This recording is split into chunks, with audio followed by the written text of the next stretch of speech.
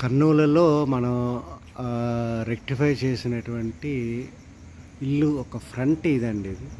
Okay. చాలా అద్భుతంగా వచ్చిందనమాట.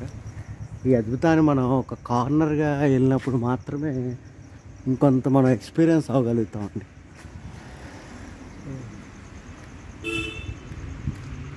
See the beauty of this house.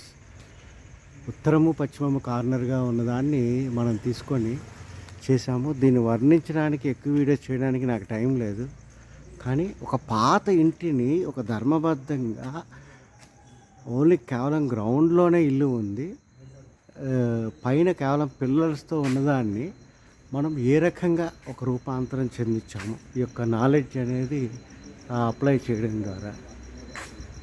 నన్ను అలా పట్టుకొని నన్ను చూపించండి, అది కనపడేటట్టు. నేను కనపడతానా?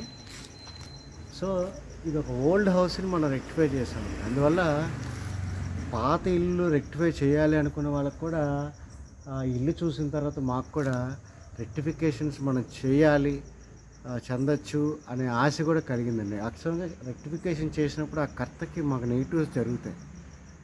కానీ అయినా సరే ఆ బ్యూటీనెస్ చూసిన తర్వాత ఖచ్చితంగా ఎవరైనా కోరుకొని మా పాత ఇల్లులు ఉన్నాయి, మనం ఏమైనా చేయొచ్చా అనుకున్న వాళ్ళకి స్థాపత్యవేద ధర్మం ప్రకారం సొల్యూషన్స్ ఇవ్వచ్చు అనేది ఇక్కడ మాకు అర్థమైందండి.